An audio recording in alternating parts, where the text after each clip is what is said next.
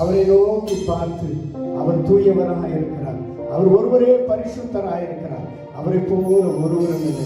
அதையெல்லாம் கரங்களை உயர்த்தி ஆண்டவர் சமூகத்தில் அவர் ஒருவரே தூயவராக இருக்கிறார். அவரை நோக்கி பார்த்து ஆண்டவர் சமூகத்தில் அவரை நோக்கி பார்த்து எல்லா கரங்களை உயர்த்தி ஒரு விஷயம் கூட அவரை தூயவர் என்று சொல்லி நம்ம பாடலாம். அவரை நோக்கி பாருங்க, எல்லாருமே அவரை நோக்கி பாருங்க, அவர் ஒருவரே தூயவர்.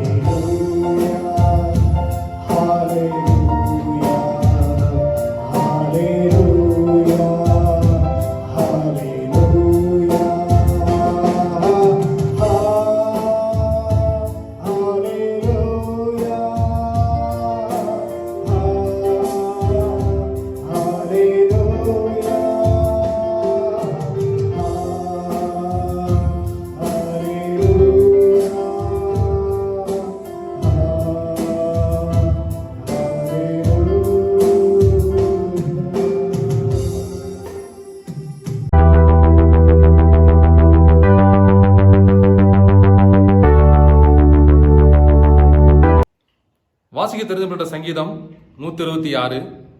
ஆரோகண சங்கீதம். சீயோனின் சிறையிருப்பை கர்த்தர் திருப்பும் போது சொப்பனம் காண்கிறவர்கள் போல் இருந்தோம். அப்பொழுது நம்முடைய வாய் நகைப்பினாலும் நம்முடைய நாவு ஆனந்த சத்தத்தினாலும் நிறைந்திருந்தது. அப்பொழுது கர்த்தர் இவர்களுக்கு பெரிய காரியங்களை செய்தார் என்று புறஜாதிகளுக்குள்ளே சொல்லிக் கொண்டார்கள். கர்த்தர் நமக்கு பெரிய காரியங்களை செய்தார், இது நிமித்தம் நாம் மகிழ்ந்திருக்கிறோம். கர்த்தாவே, தெற்கத்தி வெள்ளங்களை திருப்புவது போல் எங்கள் சிறையிருப்பை திருப்பும். கண்ணீரோடு விதைக்கிறவர்கள் கம்பீரத்தோடு அறுப்பார்கள்.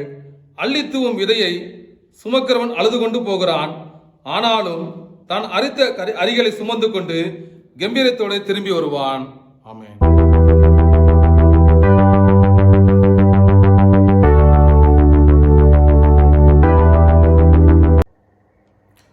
ஆண்டவராகிய இயேசு கிறிஸ்துவின் நாமத்தினால வாழ்த்துதல் ஸ்தோத்திரம் உண்டாவதாக.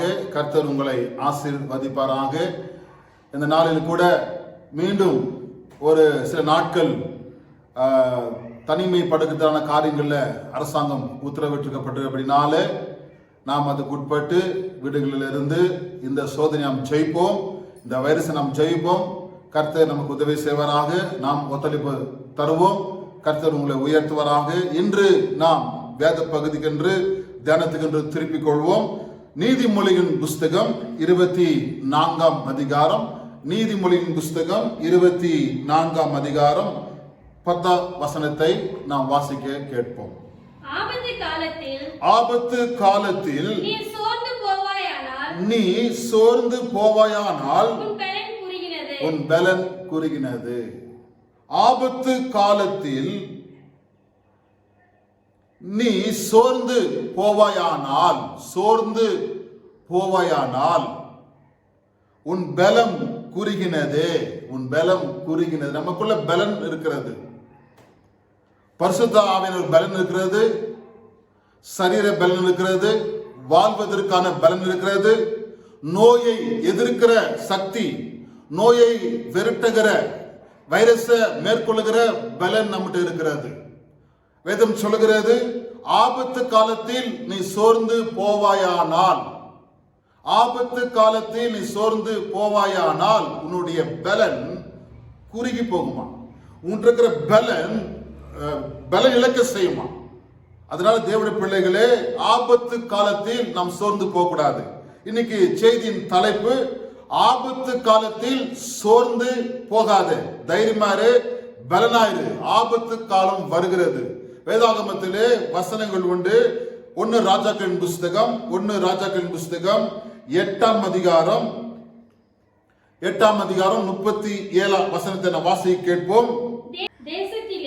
தேசத்திலே பஞ்சம் உண்டாகிற போதும், கொள்ளை நோய் உண்டாகிற போதும், வறட்சி, சாவி, வெட்டுக்கிளி, பச்சைக்கிளி உண்டாகிற போதும்,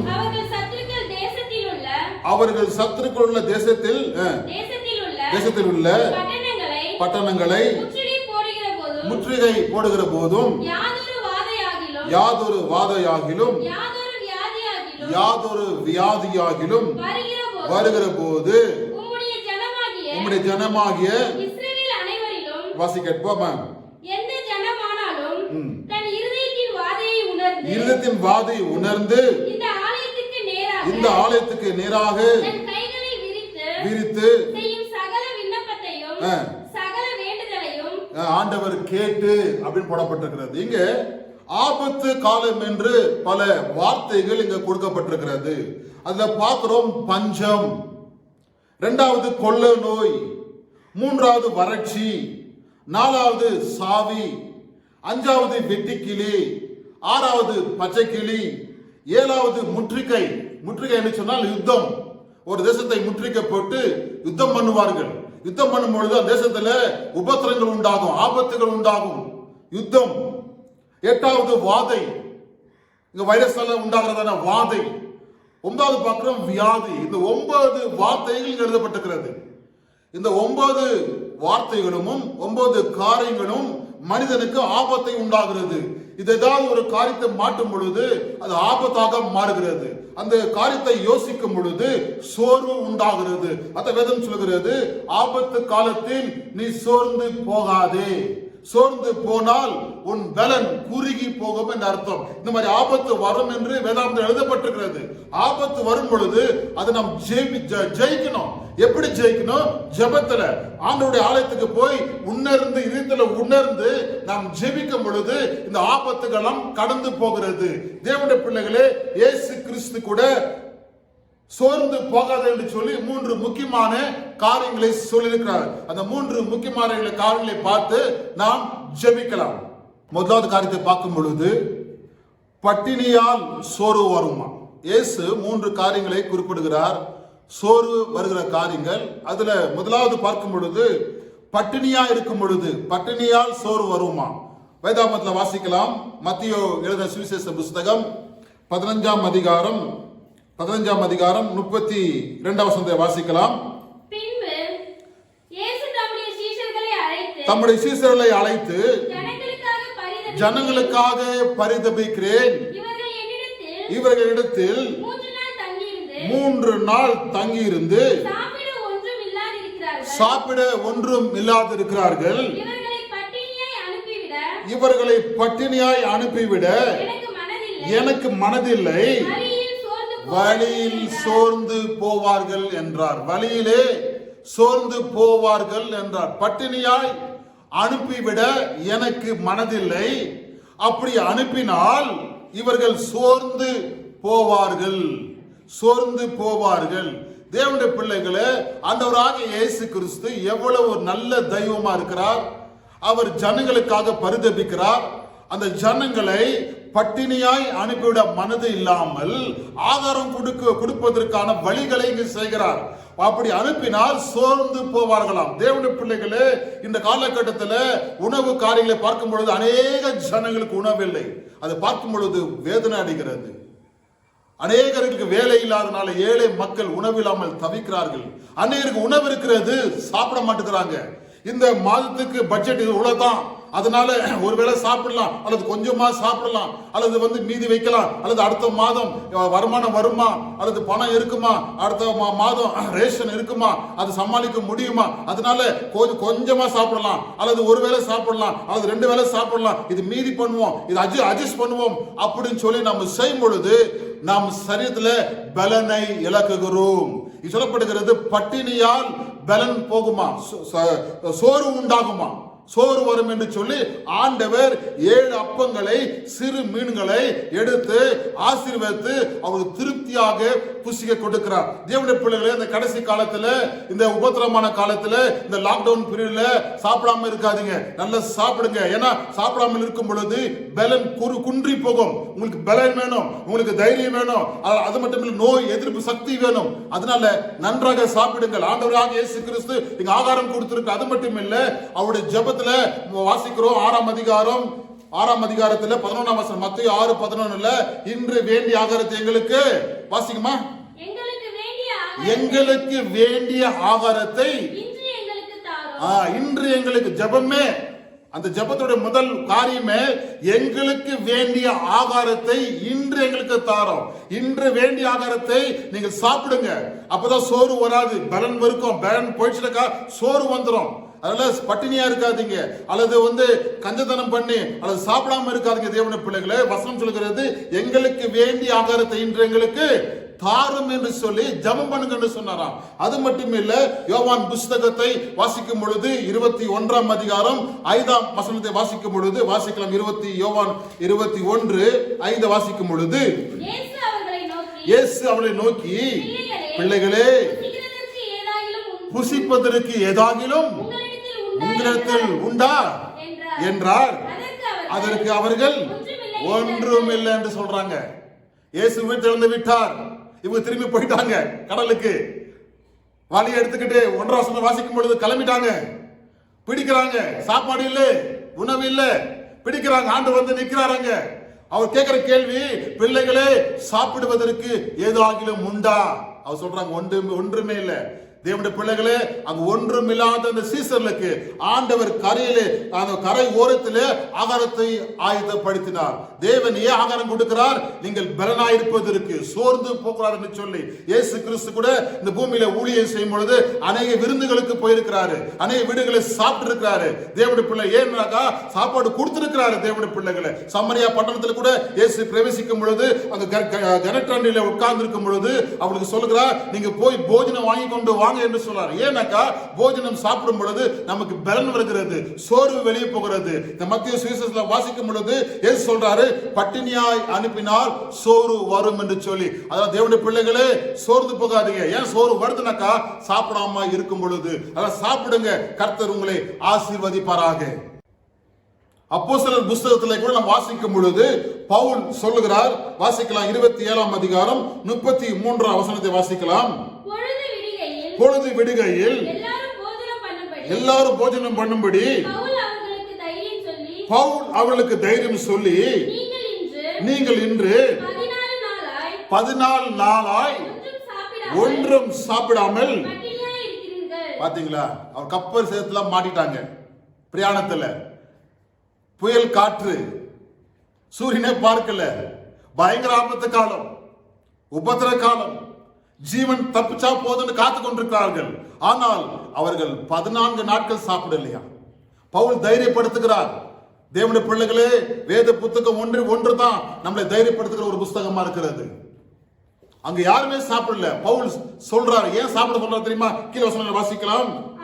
ஆகையால் போஜனம் பண்ணும்படி வேண்டிக் கொள்ள சொல்றா பாருங்க. போஜனம் பண்ணும்படி வேண்டிக் கொள்றாராம். போஜனம் சாப்பிடுங்க, சாப்பிடுங்க.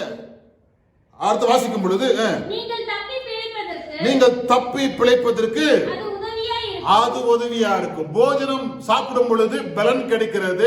பலன் கிடைக்கிற பொழுது தப்பி பிழைக்கலாமா, சமுத்திரத்திலிருந்து தப்பி பிழைக்கலாமா, நீந்தலாம் அல்லது கரைக்கு வந்து சேரலாம். தேவனுடைய பிள்ளை, இந்த கடைசி காலத்துல, இந்த உபத்திர காலத்துல, இந்த ஆபத்து காலத்துல, இந்த வைரஸ் காலத்துல நீங்க நன்றாக சாப்பிடும் பொழுது தப்பி பிழைக்கலாம், பலன் கிடைக்கிறது. இந்த வசனம் எவ்வளவு அழகா சொல்றது பாருங்க. நீங்கள் தப்பி பிழைக்கும்படி உதவியா இருக்கும், சாப்பிடுங்கள், போஜனம் பண்ணுங்கள் என்று சொல்கிறார். அதனால வீட்டுல நல்லா சாப்பிடுங்க தேவனுடைய பிள்ளைகளே. கர்த்தர் அது மூலமா உங்களுக்கு பலன் கொடுப்பாரு, சுகம் கொடுப்பாரு. சாப்பாடு ஒரு ஆசீர்வாதம் நமக்கு. ஆண்டவராகிய இயேசு கிறிஸ்து சொல்லி இருக்கிறாரு, சாப்பிட்டு நன்றா இருக்கும்படியாக கர்த்தர் உங்களை ஆசீர்வதிப்பாராக. இரண்டாவது பார்க்கும் பொழுது, ஜெபத்திற்கு பதில் தாமதம் ஆகும் பொழுது, தாமதமாக வரும் பொழுது சோறு வருகிறது. முதலாவது பார்த்தோம், பட்டினியா இருந்தால் சோறு வருமா. இரண்டாவது பார்க்கிறோம், ஜெபத்திற்கு பதில் கிடைக்காவிட்டால் நமக்கு சோறு வரும். வாசிக்கலாம். இயேசு கிறிஸ்து சொல்லியிருக்காரு, லூக்காவின் புத்தகம் 18ஆம் அதிகாரம் 1ஆம் வசனத்தை வாசிக்கலாம். சோர்ந்து போகாமல் எப்பொழுதும் ஜெபம் பண்ண வேண்டும் என்பதை குறித்து அவர்களுக்கு ஒரு உவமை சொன்னார். சோர்ந்து போகாமல் எப்பொழுதும் ஜெபம் பண்ணுங்கள். இன்னைக்கு இன்று பார்க்கும் பொழுது அநேகர் ஜெபம் பண்றாங்க. வீடுகளிலே, எல்லா இடங்களிலுமே கண்ணீரோடு, உபவாசத்தோடு, பாரத்தோடு, வேதனையோடு ஆண்டவரே இந்த மாற்றம் உண்டாகட்டும் என்று சொல்லி ஜெபித்துக் கொண்டிருக்கிறார்கள். சில நேரத்தில் நாம் ஜெபிக்கும் பொழுது செய்தியை பார்க்கிறோம், அதிகமாகிறது. ஏன் ஜெபத்துக்கு பதில் வரல? இவ்வளவு ஜெபித்துமே, இவ்வளவு போராடினுமே, இன்னும் ஏன் இந்த வைரஸ் குறையல, அல்லது ஏன் இன்னும் கம்பெனி திறக்கல, அல்லது ஏன் நல்ல செய்தி வரல, இன்னும் ஒரு 20 நாள் அல்லது இன்னும் நாட்கள் ஆகுமா என்று சொல்லி நாம் யோசிக்கிறோம். தாமதம் ஆகிறதா என்று யோசிக்கிறோம். அப்படி தாமதம் ஆகும் பொழுது நாம் சோர்ந்து போகிறோம். ஆண்டு சொன்னாரு, தாமதமானாலும் சோர்ந்து போகாதே, பதில் வரும், பதில் வரும். நம்ம ஜெபித்து கொண்டே இருக்கணும். ஜெபம்ன்றது ஒரு யுத்தம், அது நிறுத்தக்கூடாது, போராடி கொண்டே இருக்கணும். அறை வீட்டுக்குள்ள பிரவேசித்து ஜெபிக்கும் பொழுது கர்த்தர் நம் ஜெபங்களை கேட்கிறவராக இருக்கிறார். ஒரு நாள் ஜெபம் பண்ணிட்டு, ஆண்டவரே ஜெபம் கேட்கலையே, நான் ஏன் ஜெபம் பண்ணணும், இது மாறலையே, ஏன் நான் ஜெபிக்கணும், இவ்வளவு ஜெபம் பண்ணி என்ன பிரயோஜனம்? சோர்ந்து போகாதீங்க. கானானிய ஸ்திரீ வேதாகமத்தில் 3 முறை ஆண்டவர்கிட்ட வந்து ஜெபம் பண்றா. அப்படி முதல் முறை வாசிக்கும் பொழுது மத்தியின் புஸ்தகம் 15ஆம் அதிகாரம் 22ஆம் வசனத்துல வேண்டுகிறா. அப்படி என் மகளுக்கு சுகந்தாரம் ஆண்டவனே. ஆண்டு பதில் சொல்றாரு. கானானிய ஸ்திரீயை பார்த்து ஆண்டு சொல்றாரு. வாசிப்போம் 24ஆம் வசனம். காணாமற் போன 24. அதற்கு அவர் காணாமற் போன ஆடுகளாகிய இஸ்ரவேல் வீட்டாரிடத்திற்கு அனுப்பப்பட்டேனே என்று மற்றபடி அல்ல என்றார். அடுத்த அந்த ஸ்திரீ விடவில்லை. அடுத்து ஆண்டவரே எனக்கு உதவி செய்யணும் கேட்க 2வது முறை கேட்கிறான். அப்படி 3வது ஆண்டவர் பதில் சொல்றாரு. மறுபடியும் மெய்தான் ஆண்டவரே, ஜெபம் என்பது இதுதான், சோர்ந்து போக கூடாது. முதல் முறை கேட்கும் பொழுது ஆண்டவர் வாசிக்கும் பொழுது 23 வசனம், அவளுக்கு பிரயோஜனமாக அவர் ஒரு வார்த்தையும் சொல்லவில்லையா, ஒரு வார்த்தையும் சொல்லல. ஆனாலும் அவள் விடவில்லை. அதை சோர்ந்து போக கூடாது. என்ன இயேசு கிறிஸ்து எல்லாரும் பின்னாடி போறாங்க, நான் ஜோம் பண்ண கேட்கல, கூப்பிட்டா கூட அவர் பார்க்கல அப்படின்னு நமக்கு சோர்ந்து போகல. மறுபடியும் பேசுகிறார், மறுபடியும் மெய்தான் ஆண்டவர் என்றார். சோர்ந்து போகாதீங்க ஜெபத்துல. சோர்ந்து போனாக்கா ஜெபம் பதில் வராது. தைரியமா இருந்து ஜெபம் பண்ணி கொண்டே இருக்கணும்.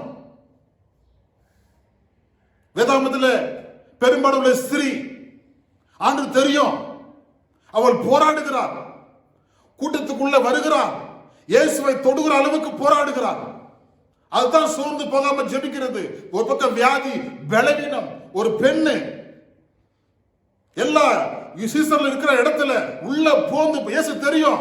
யார்ப்பா வர்றது, நிறுத்துங்க, அந்த மக்கள் பாருங்க, கூட்டி கொண்டு வாங்க சொல்லல. ஆண்டவர் விட்டாரு, எவ்வளவு போராட முடியுமோ போராடுன்னு சொல்லி அவள் போராடி உள்ள பூந்து வஸ்திரத்தின் ஓரத்தை தொட்டார். அதான் சோர்ந்து போகாம ஜெபிக்கிறது. சோர்ந்து போகாமல் ஜெபிக்கும் பொழுது கர்த்தர் உங்களுக்கு பதில் தருவார்.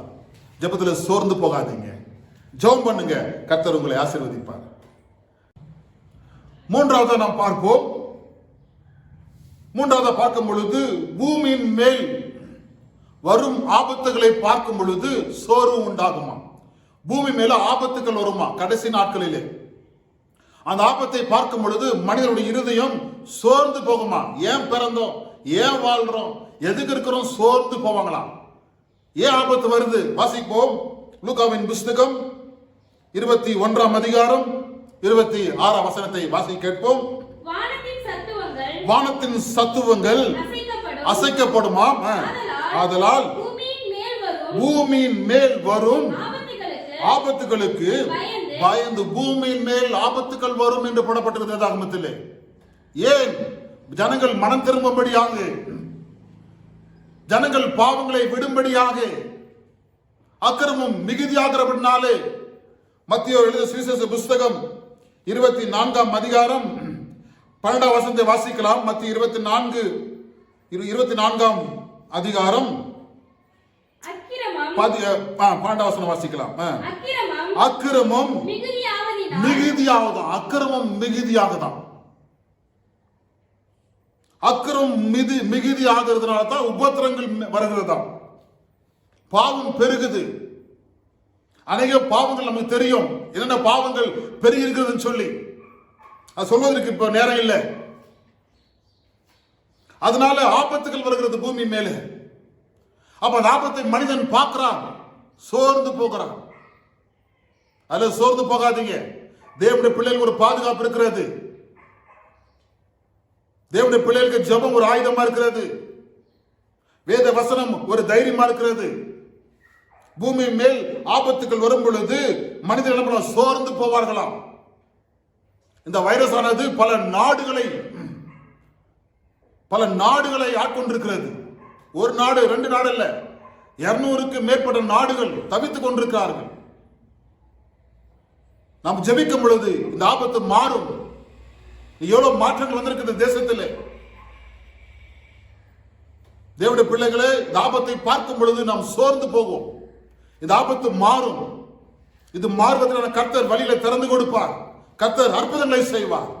தேவனுடைய பிள்ளைகளே, கடைசியில் நாம் பார்க்கும் பொழுது சங்கீதம் 50:15 வாசிக்கிறோம். சங்கீதம் 50:15 வாசிக்கும் பொழுது, ஆபத்து காலத்திலே என்னை நோக்கி கூப்பிடு. இதுதாங்க ஆபத்து காலத்தில் கர்த்தர் நோக்கி கூப்பிடணும்.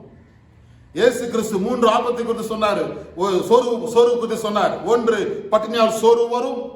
2வது, ஜெபம் பண்ணி ஒன்று கிடைக்காவிட்டால், உடனே நடக்காவிட்டால் சோர்வு வரும். 3வது, இந்த ஆபத்தை பார்க்கும் பொழுது சோர்வு வரும். தேவனுடைய, ஆனால் விசுவாசிகள் நாம், ஊழியர்களாகிய நாம் ஜெபிக்கும் பொழுது கர்த்தர் மாற்றுவார். சங்கீதம் வாசிக்கிறோம் 50:15 வாசிக்கிறோம். ஆபத்து காலத்தில் என்னை நோக்கி கூப்பிடு. இன்னைக்கு ஜெபம் அதிகமா இருக்கிறது. ஜெபிக்காத வீடெல்லாம் ஜெபிக்கிறாங்க, ஜெபிக்காத சபையெல்லாம் ஜெபிக்கிறாங்க. குடும்ப ஜெபம் நிறுத்திருந்தாங்க, எல்லாம் இப்ப குடும்ப ஜெபம் ஆரம்பிச்சிருக்காங்க. காரணம் என்ன? கர்த்தர் விடுவிக்கிறவரா இருக்கிறார். சோர்ந்து போகாதீங்க. வசனம் சொல்கிறது, சங்கீதம் 46:1 சொல்கிறது, சங்கீதம் 46:1, தேவன் நமக்கு அடைக்கலமா இருக்கிறாராம். வாசி, ஆபத்து காலத்தில் அனுகூலமான துணையா இருக்கார். துணை ஆண்டவர் நமக்கு. அதனால ஆபத்து கண்டு பயப்படாதீங்க. கர்த்தர் நமக்கு துணையா இருக்கிறார். கர்த்தர் நம்மளை விடுவிக்கிறவரா இருக்கிறார். கர்த்தர் நம்மளை பாதுகாக்கிறவரா இருக்கிறார். சங்கீதம் 37:18-19 வாசிக்கும் பொழுது அங்கு வசனம் எழுதப்பட்டிருக்கிறது, உத்தமர்களின் நாட்களை கர்த்தர் அறிந்திருக்கிறார். அவர்கள் இருக்கும். அவர்கள் ஆபத்து காலத்திலே வெட்கப்பட்டு போகாதிருந்து பஞ்ச காலத்திலே திருப்தி அடைவார்கள். ஆபத்து காலத்திலே வெட்கப்பட்டு போக மாட்டார்களாம். பஞ்ச காலத்திலே திருப்தி அடைவார்களாம். இந்த வசனம், இந்த 3 வசனங்களை கீழே நாம் பார்க்கிறோம். சங்கீதம் 50:15, சங்கீதம் 46:1, சங்கீதம் 37:18-19 வசனம் வாசிக்கும் பொழுது கர்த்தர் நமக்கு துணையா இருக்கிறார். கர்த்தர் நம்மளை பலப்படுத்துகிறார். கர்த்தர் நம்மளை காப்பாற்றுகிறார். கர்த்தர் நம்மளை போஷிக்கிறார். கர்த்தர் நம்மளை திருப்திப்படுத்துகிறார். அதனால சோர்ந்து போகாதீங்க. நீதிமொழி சொல்லப்படுகிறது, ஆபத்து காலத்தை நீ பார்த்தாயானால் சோர்ந்து போவாய். ஆபத்து காலத்துல சோர்ந்து போகாத தேவனுடைய பிள்ளைகளே. ஆபத்து கடந்து போகும், ஆபத்து மாறி போகும். கர்த்தர் உன்னை காப்பாற்றுவார். கர்த்தர் உங்க சபையை காப்பாற்றுவார். கர்த்தர் உங்களுடைய குடும்பங்களை காப்பாற்றுவார். கர்த்தர் ஒரு நாளும் உங்களை கைவிட மாட்டார். அவர் நல்லவராகவே இருக்கிறார். ஜெபத்தை விட்டுறாதீங்க. அதிகமா ஜெபம் பண்ணுங்க. நன்றாக சாப்பிடுங்க. அது மட்டும் இல்ல, ஆபத்தை பார்க்காதீங்க. ஆபத்தை விடுவிக்கிற இயேசுவை பாருங்க. அவர் உங்களை விடுவிப்பார். கர்த்தர் தாமே உங்களை ஆசீர்வதிப்பாராக. அன்பின் பரலோக பிதாவே, இந்த அருமையான வேலைக்காக ஜெபிக்கிறோம். மீண்டும் நாங்கள் வீட்டிலே இருக்கும்படியாக உத்தரவு இருக்கிறது. அதுக்காக நன்றி. வீட்டில் இருந்து ஜெபிக்கவும், ஆராதிக்கவும், தேசத்தை காப்பாற்றவும், மக்களை காப்பாற்றவும் எங்களுக்கு ஒரு சந்தர்ப்பத்தை கொடுத்ததுக்காக நன்றி. உங்களுடைய பிள்ளைகளை ஆசீர்வதிங்க. இந்த செய்தியின் மூலியமா உங்களுடைய பிள்ளைகளுடைய இருதயம் பலப்படட்டும். ஆண்டவரே, ஆபத்து காலத்தில் சோர்ந்து போவாயானால் பலன் குறுகி போகும். அப்பா, சோர்ந்து போகாதபடி உங்களுடைய பிள்ளைகள் தைரியமா இருக்க உதவி செய்யுங்க. பட்டினியால் சோறு வருகிறது. ஜெபம், ஆண்டவரே இன்னும் பதில் வரலையே சொல்லி சோறு வருகிறது. ஆபத்தை பார்க்கும் பொழுது சோறு வருகிறது. இந்த 3 காரணங்களை சொல்லி இருக்கிறீர். அதனால் நாங்கள் தைரியமா இருந்து ஆண்டவரே இந்த ஆபத்து காலத்தை ஜெயிக்க, சோறு அடையாதபடிக்கு பலன் கொள்ள உதவி செய்யும். ஆண்டவரே, நீரே எங்களுக்கு துணையாக அடைக்கலமா இருக்கிறார். பிள்ளைகளை பாதுகாத்துக் கொள்ளுங்க. விசுவாசி பிள்ளைகளை பாதுகாத்துக் கொள்ளுங்க. அப்பா, தேசத்துக்காரங்கள் ஜெபிக்கிறோம். தேசத்தை ஆசீர்வதிங்கப்பா. தேசம் நல்லா இருக்கட்டும்பா. தேசத்துல ஒரு ஆசீர்வாதம் வரட்டும் ஆண்டவரே. ஒரு செழிப்பு வரட்டும் என்று சொல்லி ஜெபிக்கிறோம் ஆண்டவரே. பிள்ளைகளை பலப்படுத்துங்க. எல்லா ஆபத்துக்கும் பாதுகாத்துக் கொள்ளுங்க. ஜெபிக்கும் பொழுது கர்த்தர் சுகம் தருகிறீர். சுகம் தந்து காத்துக்கொள்ளும். கருத்துல கொடுக்கிறோம். இயேசு கிறிஸ்துவின் மூலமாக ஜெபிக்கிறோம். ஜெபங்களும் பிதாவே. ஆமென், ஆமென். ஆத்துமாவே கர்த்தரை ஸ்தோத்திரி. என் முழு உள்ளமே பரிசுத்த நாமத்தை ஸ்தோத்திரி. என் ஆத்துமாவே கர்த்தரை ஸ்தோத்திரி. அவர் செய்த சகல உபகாரங்களையும் மறவாதையும். கர்த்தராகிய இயேசு கிறிஸ்துவின் கிருபையும், பிதாவாகிய தேவனுடைய அன்பும், பரிசுத்த ஆவியானவருடைய ஆசீர்வாதங்கள் எப்பொழுது உங்களோடு இருப்பதாக. ஆமென், ஆமென். கர்த்தர் உங்களை ஆசீர்வதிப்பாராக.